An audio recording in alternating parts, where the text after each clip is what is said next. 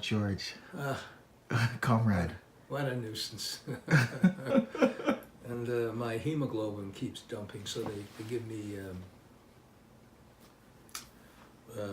blood transfusions every week. Okay. But they run out of gas fairly soon. My hematologist tells me I have 2 to 3 weeks. So I'm pretty, I'm fairly beat up. Right. But I thought, give it one more shot. Okay. What's this for, by the way? So George, I'm, you've mentored me through a number of, you've mentored me through from the beginnings of my teacher activism, and it feels like all of that was kind of a dress rehearsal for our current situation, of which we are now faced with a very extreme right-wing government that is intent on making significant cuts that will have a disproportionate effect on especially young Black, Brown, and Indigenous communities. Absolutely. And the fight back that you've always helped me to understand is necessary, the resistance to these cuts. I guess I just wanted to ask you to speak to my fellow teachers about what it is that you think we need to be doing and how we need to prepare ourselves for the onslaught that's coming at us. Yeah. Well, I'm glad to talk about that. You're just going to do it on your phone? Yeah. Yeah. As you know, I've been out of things for a couple of years, and I'm not a bit. Am I speaking too softly? Okay. So people could be doing things that I don't know about. So I apologize to them if I'm covering ground they've already thought about and are currently covering. But if the first thing that strikes me, I guess it's struck me forever, is that the teachers, and here we're talking about the elementary teachers in Toronto, the union I've had my deepest connections with, is that they have to be much more serious than they've been at building a coalition with their community groups, with the labor movement, with all of their possible allies. This is what's coming down on them now is, I think, only a prelude to what will be coming down on them in the next 5 years or so. They're going to get hammered like they couldn't imagine. And I know they're looking at places like LA and inspired by the teachers there for fighting back the way they are. But what they have to keep in mind is that those teachers are in terrible shape in terms of their contracts, in terms of their everyday experience in school. And it's terrific they're finally beginning to fight back, but my God, you don't want Toronto teachers and Toronto schools to be in the situation that LA schools are in right now, whatever their latest contract is. So the question is, how serious is ETT prepared to be at reaching out to their communities, to the labor movement, what have you? And so far, they have not been serious. I don't mean to sound especially critical, but I am. It's a bad joke. The community outreach of ETT is a bad joke. Now, I haven't been around for a couple of years, but my experience of it is that the union and its members, insofar as they're playing a public role, do not believe in themselves, do not think they have a position that matters.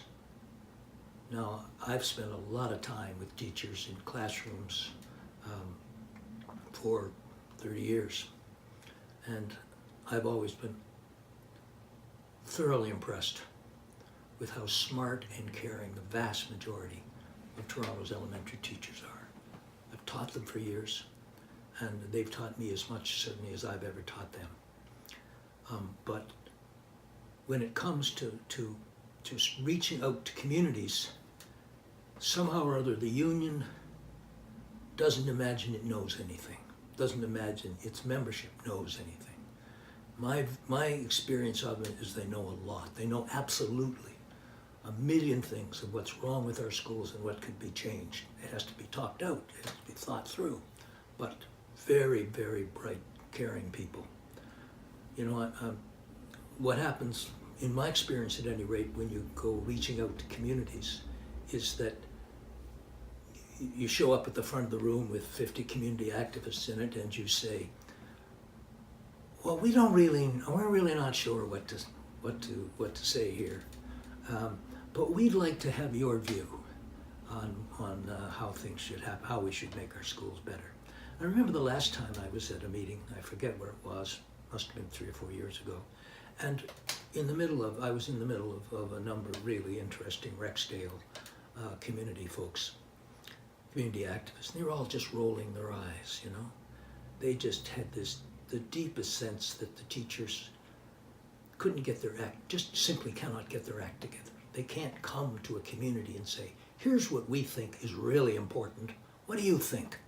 You know, so and a genuine negotiation between teachers and their communities. They just can't do it. Or so far, they haven't been able to do it. So when I think about what's important for the union what's important for the union to do, facing a very nasty new level of authoritarian neoliberalism, or whatever you want to call it, in education, is that they have to be serious about reaching out to their communities, which means they have to have their own position. They can't just say, well, what would you like? So, and there's lots of, and it isn't that they can't work out their own position. So let me just touch on three big areas, and I'll go back and forth. They've got to deal with the issue of austerity, of the cutbacks, which has been going on now for some 20 years in the city of Toronto. They've got to deal with the issue of power, especially local power. As you know, we'll be lucky to have a Toronto board in the next couple of years. And the school councils are just a bad joke. Nobody takes them seriously for a minute, especially in poor and racialized neighborhoods. And thirdly, the big issue of curriculum and pedagogy. So let me just touch on those 3 areas in terms of actually reaching out to the community with a genuine teacher position, recognizing that they're not imposing it on those communities, but they're engaging them in the best thinking and concern for future action that the teacher can come up with. In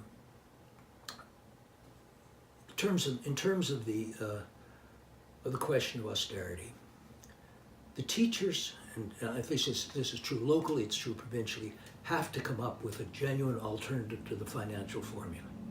Not just we need more money, and gosh, we're broke, and isn't it terrible that our repair backlog is in such dreadful shape and all that kind of stuff, right? They've got to say, here is what a genuine formula looks like. Here's the money in this category, that category, and we've worked it out in detail. And where you work it out in detail is at your local school level. So that the teachers in the local school figure out what it is exactly our school needs financially to be a good school. How much do we need to spend on the roof, on the boilers, on painting the walls, on improving the library, etc. And nail it down. Here's what a good school looks like, and here's what it costs. And you go off to the parents, and you bring the parents into the school community council, the old name for school councils. They should be recovered. And you work it out with them. And you say, here's what we think this school needs. What do you think? And they'll go back and forth, and you take them around, you show them all the problems you find.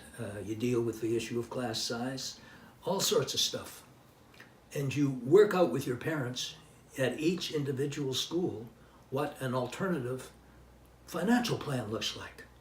And you put that together, and hopefully the province puts that together into a genuine alternative financial financial formula.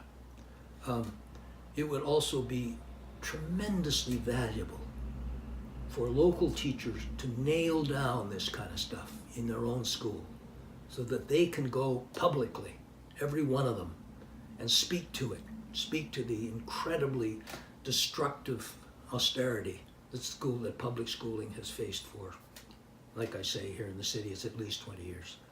And there's been other austerity moments in time.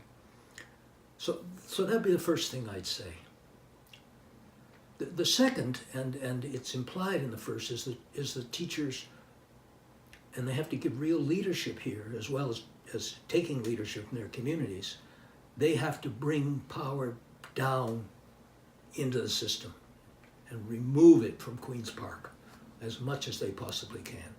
And that's especially the case at local board levels, where school boards are now impossibly powerless in terms of doing anything real. That's why they're so dysfunctional. They fight among themselves because there's no real policies to concern them with.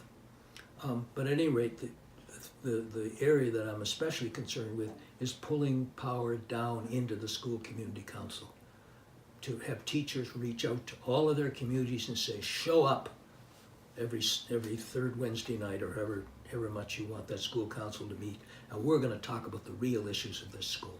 We're going to talk about the questions of discipline. We're going to talk about the issue of the substance of the curriculum.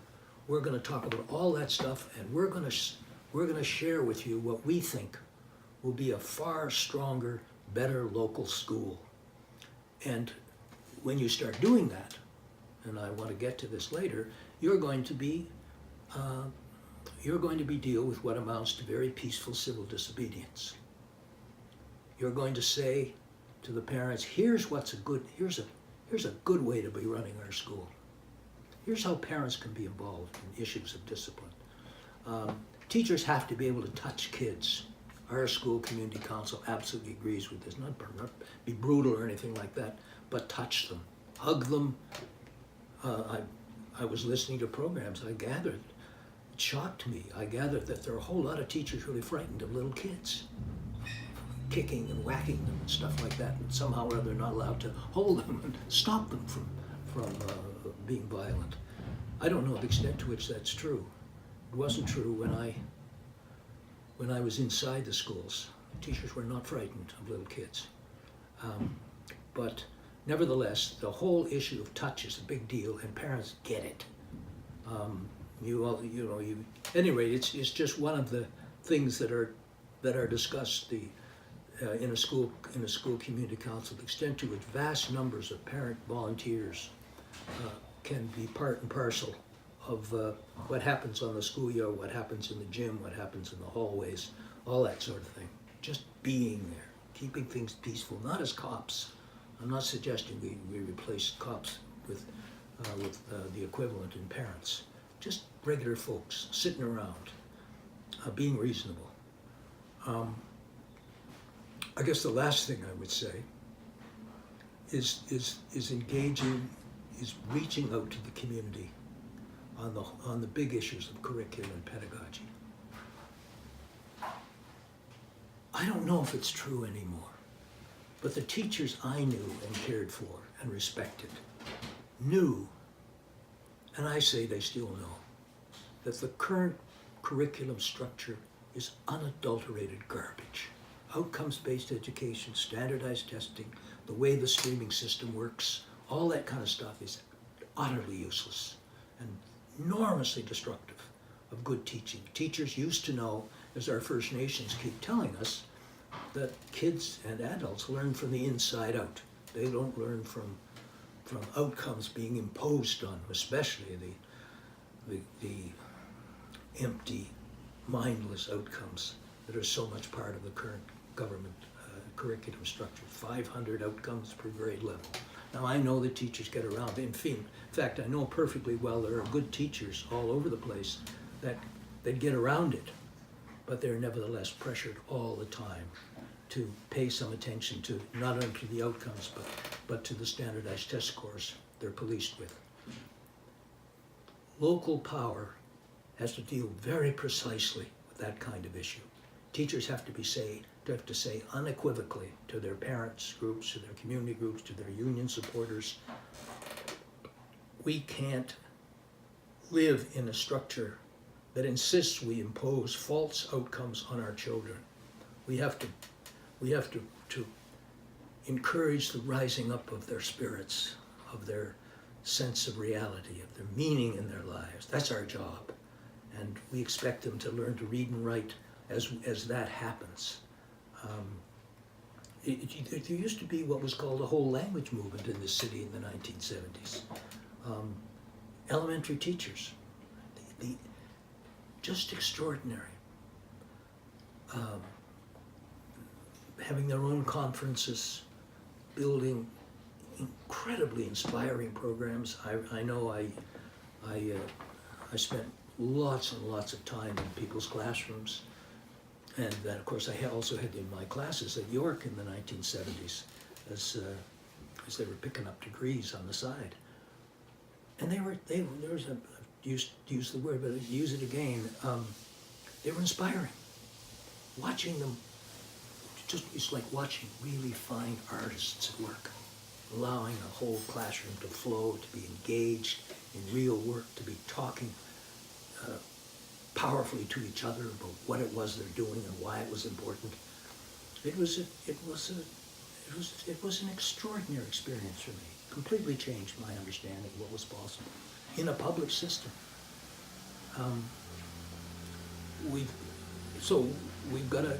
Our teachers' unions have got to say, outcomes-based education is garbage, unequivocal garbage. And so are the standardized tests that police it. They don't test anything of any reality. It's what actually gets produced by the kids in their writing, their reading, their math, their social projects, whatever, right?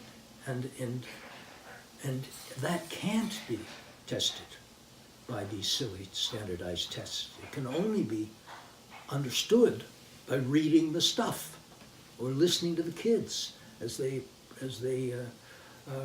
prepare a presentation on a science project or whatever. And what's the right word for this? They have to know that there has to be let's say this another way. I'm a little punchy these days, as you can imagine. But they have to. It amounts to a deep respect for the children. That these are thoughtful little kids, whatever their color. And there's so much terrible hypocrisy on the part of the teachers' unions to somehow pretend that they're caring about these kids, but in reality going along with a government program that has no respect, no concern for the realization of these children's spirits.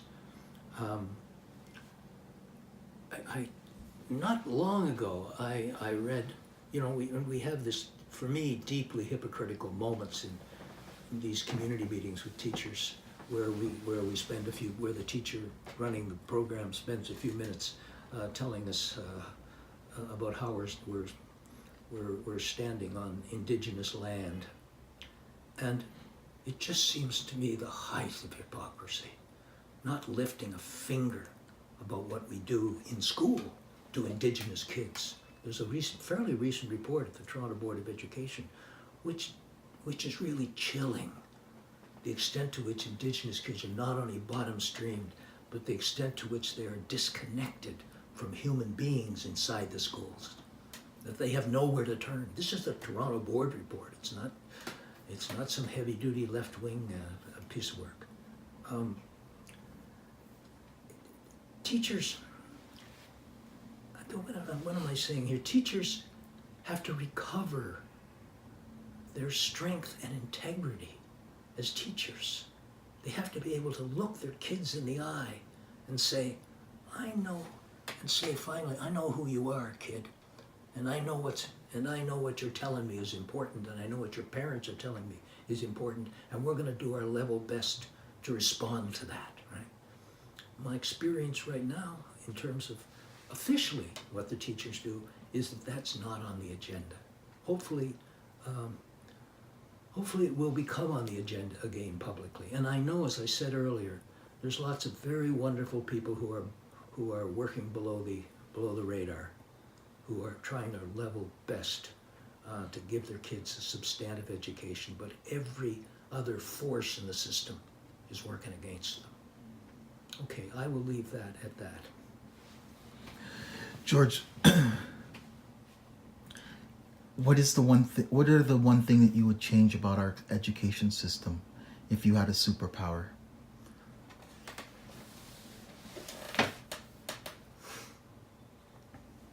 Just one thing? Just one.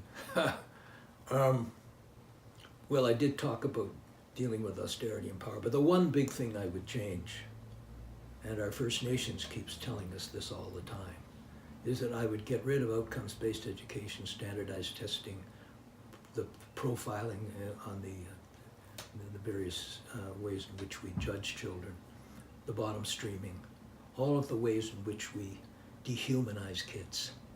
And I guess the very first task would be to get rid of outcomes-based education and say to with our teachers and our communities, develop a curriculum outline that puts a whole lot of new power new power into the hands of elementary teachers. That along with their parents, in talking to their parents and communicating the best they can, really think through what a genuine program looks like, and with the kids, a whole lot more democracy with the kids, so they themselves are engaged. I should say this too, so that they themselves are not only engaged in the program that is developed with their teachers, but they also link that program to social justice struggles outside the school. And I don't mean huge revolutionary movements, but I mean genuine social justice struggles, so that little kids can see that their teachers and their parents are actually involved in trying to make a difference in the society around them, so that they can, the right way to say this, so that they know, the people they know can be real heroes. I remember being in Harlem during the community control years, and I was in Audrey Goldfinch's, you know Audrey maybe, a long time ago. She came to Toronto later. But I was in Audrey Goldfinch's classroom, grade 1 classroom, 6-year-olds.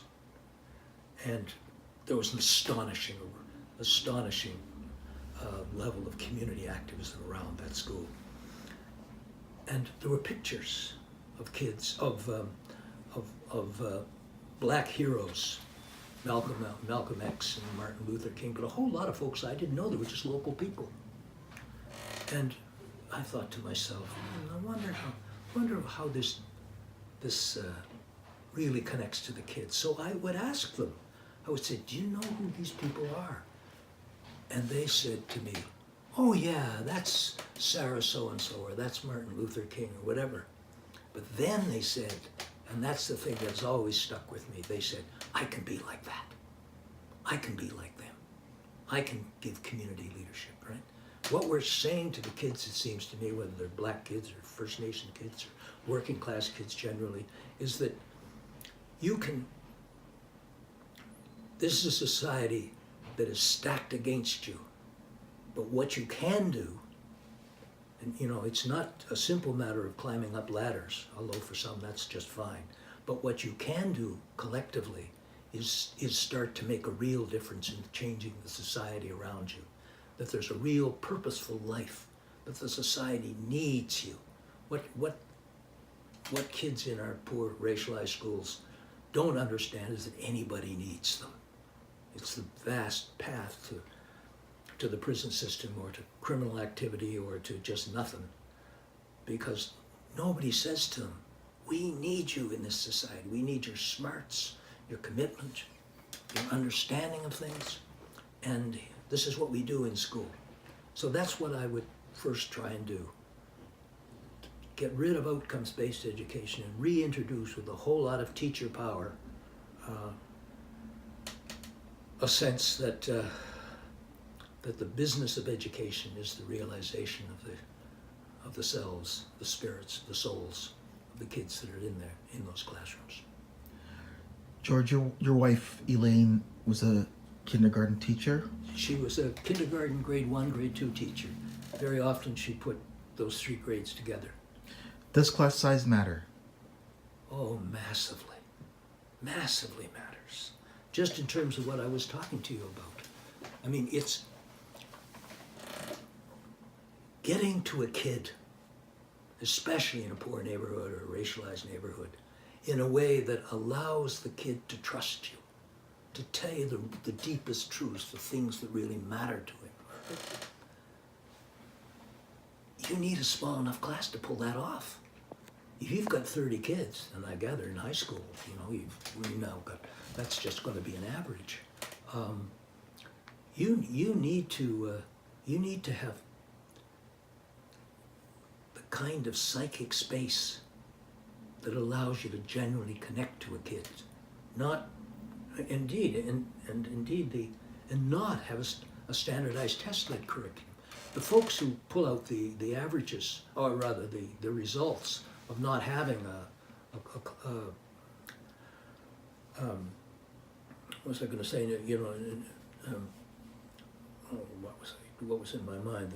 Who say it doesn't matter how many kids you got in the classroom. They're making a judgment on standardized test scores in a very hard-edged, controlled classroom. So in some ways, probably not that much, but in some ways, the standardized test scores may not change that much. But the real understanding of the kids, their real capacity to read and write well, to do genuine projects, to grasp math, all that kind of stuff, which are not reflected in the standardized tests, that begins to dissolve as you increase class sizes, especially in neighborhoods where so many kids are disaffected, where so many kids can see no purposes for themselves.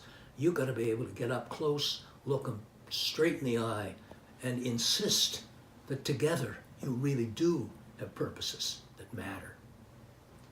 The Minister of Education says that increasing class sizes will increase the resilience of students. That's the silliest thing I ever heard. Yeah, I heard her on TV. That's a new word, resilience. It's not that new a word, is it? I've just been out of touch. I think it's a couple of years old. That basically what she's saying is that if we make our class sizes bigger, we'll make it more difficult for the kids. That's just what that means. You'll have to fight against, and she brings in employers' circumstances. You'll have to fight harder. Life isn't so easy for you, and so it moves in exactly the opposite direction.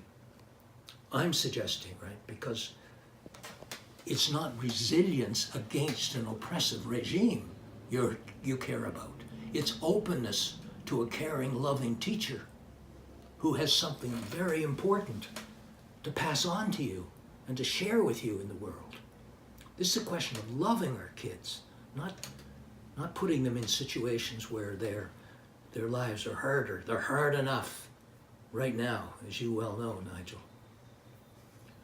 So we have almost over 11,000 elementary school teachers here in Toronto. We have 80,000 across the province, George. Yep. What do you say to them? Well, I say what I just said to you, and I think you got 11,000 across the province. Did you say? Or 11,000 across Toronto. Across Toronto. And 80,000 across the province. And you think to yourself, what a political force that is for good. Can you imagine, even on the austerity issue, each individual school nails down what they need and reaches out to the community around them. 80,000, did you say? Yeah, 80,000 teachers reaching out to how many hundreds of thousands of homes, knocking on the door, getting it through to parents, what this matters in terms of their kids, for the public schools, for the province as a whole, why it matters, and why they have to collectively organize to really put the screws to Queen's Park so that their local politicians know absolutely that if they keep this up, they will never get reelected as a dog catcher, so much as a member of parliament. They have to put the fear of God into them first, but then at the same time, keep insisting on bringing that power back into local councils so the teachers and parents can really collectively start making genuine decisions of what a good school system looks like. But oh, when you think of those numbers, when you think of the connection they have to all those parents, it's just sitting waiting for you to take on. Thank you. Thank you, George. And thanks Okay. for all the work that you've done to help us. It's a pleasure. I wish I was in better shape for this this discussion. All right. Thank you, George.